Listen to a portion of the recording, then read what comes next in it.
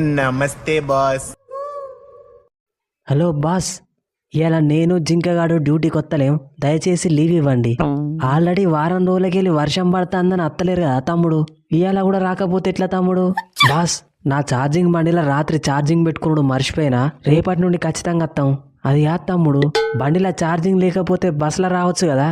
అయినా మీరు అత్తనో ఇద్దరు అత్తరు, రాకపోతేనో ఇద్దరు రారు. ఇక్కడ పని ఎట్లా నడవాలి?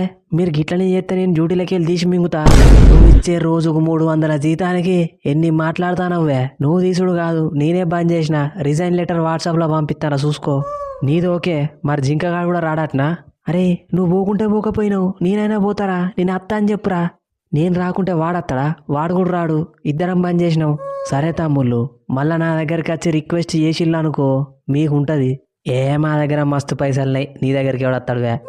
అరే ఒక 10 రూపాయలు ఇరా బబ్లు, పాల ప్యాకెట్ పట్టుకత్తా. లేవురా, నా దగ్గర ఎక్కడి? అరే ఇప్పుడే కాదురా, బాస్తో నా దగ్గర మస్తు పైసలు ఉన్నాయని చెప్పినావు. నిన్ను తీసుడే కాకుండా నన్ను కూడా తీపిచ్చేటట్టు చేసినావు.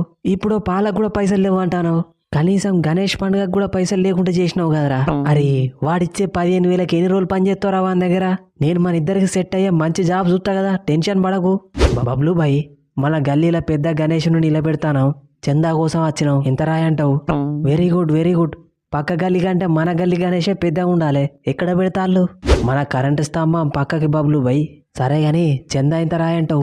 రాత్త గాని అన్నదానం పెడతారు కదా.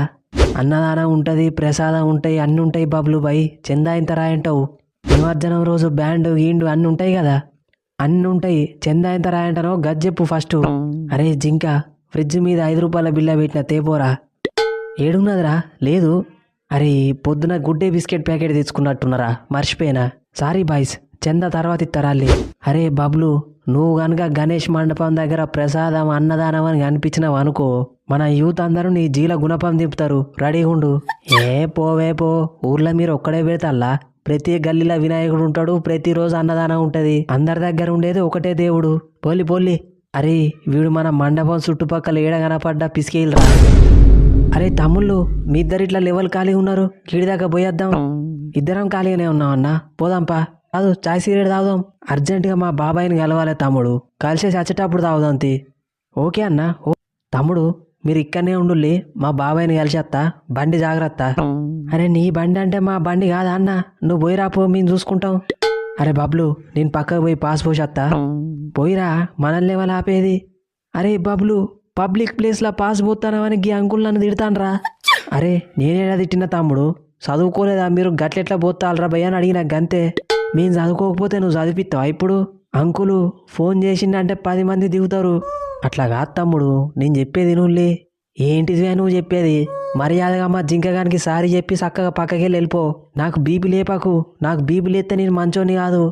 అరే తమ్ముడు, చెప్పేది పూర్తిగినరా. అరే వీడు మాటలతో నీటట్లేడు, ఆ రాడందుకోరా.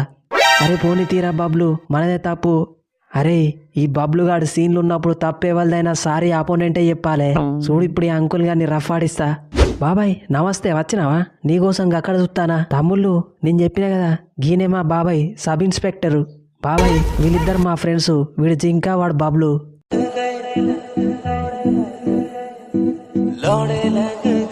సో ఫ్రెండ్స్, ఈ స్పూఫ్ మీకు నచ్చితే మన ఛానల్ని సబ్స్క్రైబ్ చేసుకోండి, వీడియోని లైక్ చేయడం మర్చిపోకండి. సబ్స్క్రైబ్ ఎందుకు చేసుకోమంటున్నా అంటే డైలీ మీకు ఇలాంటి కామెడీ వీడియోస్ వస్తూనే ఉంటాయి. అట్లనే కింద మన ఇన్స్టాగ్రామ్ పేజ్ ఉంది, దాన్ని కూడా ఫాలో అవ్వండి. నెక్స్ట్ మీకు ఏ టాపిక్ మీద వీడియో కావాలో కూడా కింద కామెంట్ సెక్షన్లో చెప్పండి. నెక్స్ట్ వీడియోలో మళ్ళీ కలుద్దాం. Thanks for your love.